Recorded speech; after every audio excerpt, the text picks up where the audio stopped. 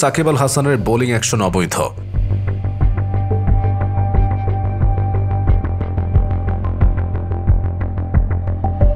County ক্রিকেটে সারের হয়ে বল করতে গিয়ে প্রশ্নবিদ্ধ হয়েছিল বাংলাদেশি বোলারের বোলিং অ্যাকশন। পরীক্ষা শেষে জানা গেল সত্যিকার অর্থেই আইসিসির লিগ্যাল ডেলিভারির যোগ্যতা অর্জনে ব্যর্থ হয়েছেন সাকিব। সিদ্ধান্ত অনুযায়ী ইংলিশ ক্রিকেটের ঘরোয়া প্রতিযোগিতায় নিষিদ্ধ হচ্ছে সাকিব আল হাসানের বোলিং। বার্মিংহামের লাফবরো বিশ্ববিদ্যালয়ের পরীক্ষায় 15 ডিগ্রি বেশি কোনোই বাঁকানোয় এই নিষেধাজ্ঞা দেওয়া হয়েছে সাকিবকে। সেটি থেকে মুক্ত হতে সাবেকে বিশ্বসেরা অলরাউন্ডারকে আবারও পরীক্ষায় বসতে হবে। তবে ঘটনা এখানেই শেষ নয়। ইংল্যান্ড অ্যান্ড ওয়েলস ক্রিকেট বোর্ডের এই সিদ্ধান্তের ডোমিনো ইফেক্ট আরো বড়। আইসিসির নিয়মের প্যাচ বলছে সাকিবের আন্তর্জাতিক ক্যারিয়ারেও পড়বে এর ধাক্কা।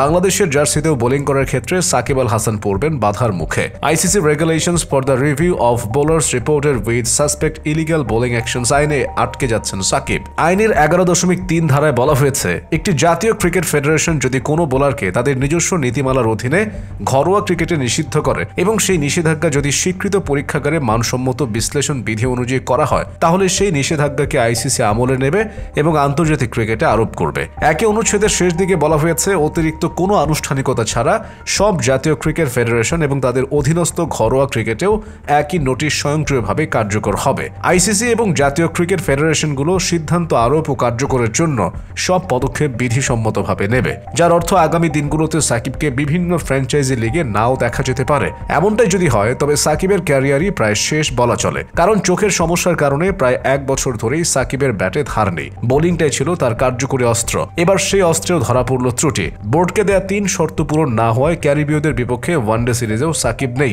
তাকে ছাড়াই দল গঠনের অনুমতি দিয়েছিল বিসিবি। তার মানে আন্তর্জাতিক ক্যারিয়ারের শেষটাও দেখে ফেলেছেন মিস্টার 75। ভারতের বিপক্ষে কানপুরেই খেলে ফেলেছেন নিজের শেষ ম্যাচ। অবশ্য আশার কথা সাকিব ঘরোয়া আয়োজনে খেলতে পারবেন, সেক্ষেত্রে কোনো সমস্যা থাকছে না। নীতিমালার 11.4 অনুচ্ছেদ অনুসারে, 11.1 এবং 11.3 অনুচ্ছেদ অনুসারে সাসপেন্ড হওয়া সত্ত্বেও খেলোয়াড়কে নিজ দেশের জাতীয় ক্রিকেট ফেডারেশন নির্দিষ্ট সীমারেখা বজায় রেখে ঘরোয়া প্রতিযোগিতায় বোলিং চালিয়ে যেতে অনুমতি দিতে পারবে। কিন্তু সাকিব আল হাসান আদতে সেই সুযোগ পাবেন কিনা তা নিয়ে রয়েছে প্রশ্ন।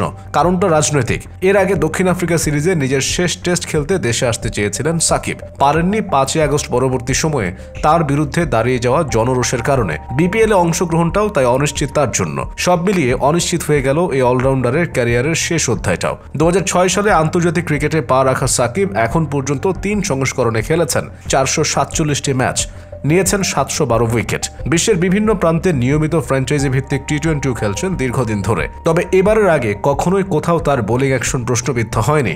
সেপ্টেম্বরের দ্বিতীয় সপ্তাহে সাকিব কাউন্টি চ্যাম্পিয়নশিপে সারের হয়ে একটি ম্যাচই খেলেন। সেই ম্যাচে 2 ইনিংসে 63 ওভার হাত ঘুরিয়ে নেন 9 উইকেট।